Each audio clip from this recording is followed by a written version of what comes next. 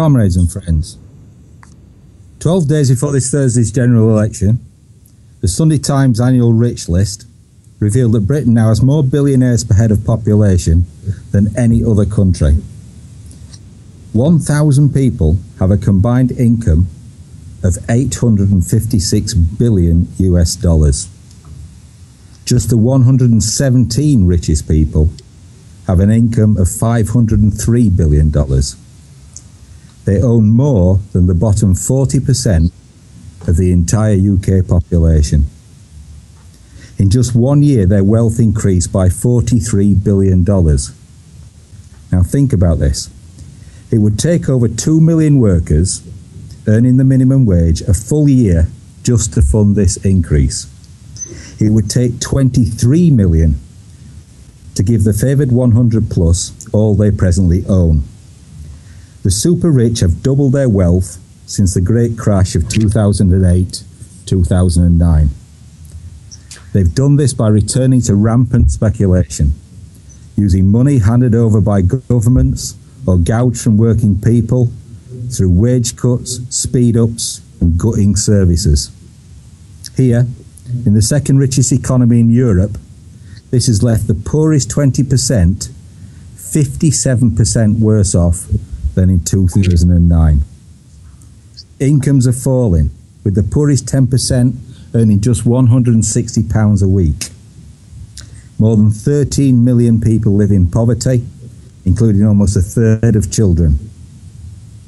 In A Tale of Two Cities, Charles Dickens speaks of the years leading up to the French Revolution as the season of light, the season of darkness. Light for the ruling elite, who were rolling with exceeding smoothness downhill, making paper money and spending it. Dark for the exploited masses, who were about to rise up against the ancien regime. The magnificent chronicler of the social ills of his age would recognise much in contemporary Britain, echoing his portrayal of pre-revolutionary France. A vast and growing social gulf is today the defining feature of life in the UK. It's this which accounts for the deep sense of crisis hanging over these elections.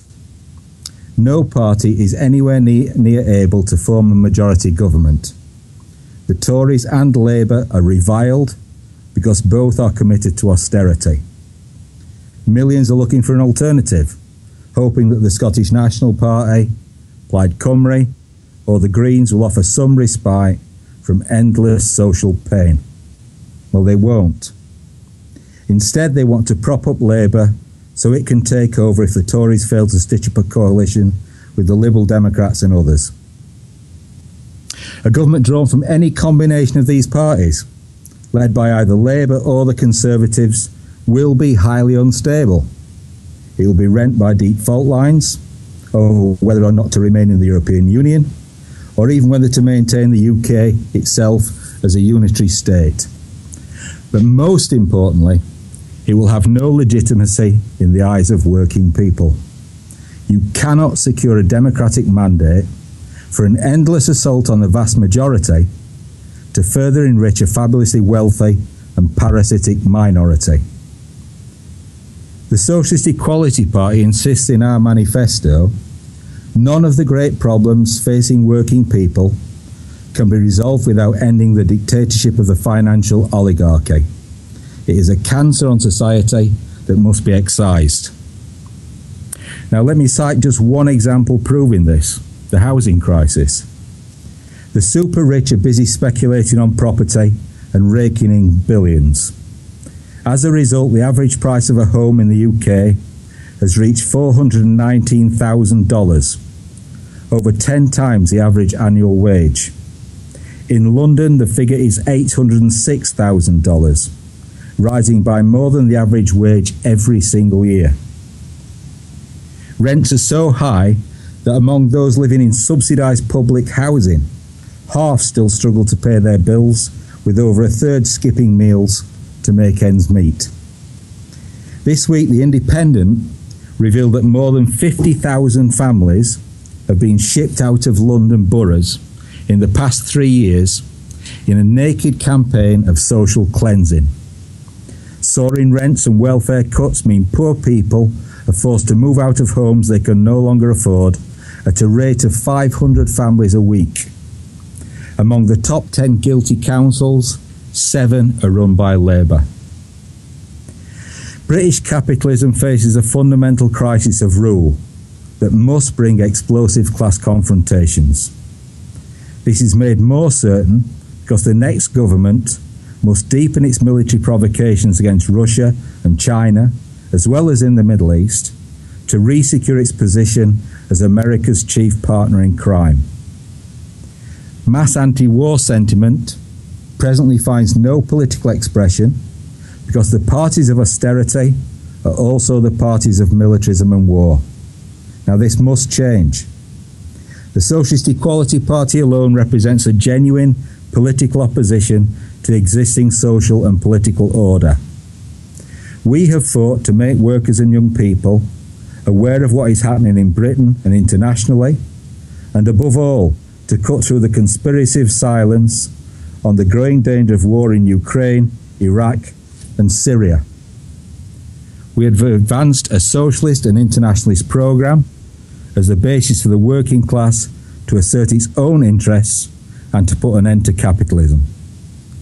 The central issue we have stressed is the need to build the International Committee of the Fourth International as the new revolutionary leadership of the working class. Holborn and St Pancras, where we've stood David O'Sullivan, is where Karl Marx wrote Das Kapital, and where in 1864 the First International was founded. It was where Vladimir Lenin met Leon Trotsky for the first time in 1902. In Glasgow Central, where we have stood Katie Rhodes, John MacLean led a heroic movement against the horrors of World War I. In 1918, he was tried and found guilty of sedition. He delivered a speech from the dock, turning the tables on his persecutors, declaring, "I am not here then as the accused. I am here as the accuser of capitalism, dripping with blood from head to foot. No matter what your accusations against me may be," he added, "my appeal is to the working class. I appeal exclusively to them because they and they only can bring about the time when the whole world will be in one brotherhood on a sound economic foundation. That, and that alone, can be the means of bringing about a reorganization of society. That can only be obtained when the people of the world get the world and retain the world." These are fine words, speaking to profound convictions once widely held in the working class. In the period ahead, workers in Britain will find in the SEP and in the ICFI the road back to these, their genuine socialist traditions, buried for decades under the leaden weight of Labourism, trade unionism, and Stalinism. They will be able to finally put an end to the twin evils of class exploitation and military conflict. Thank you, comrades.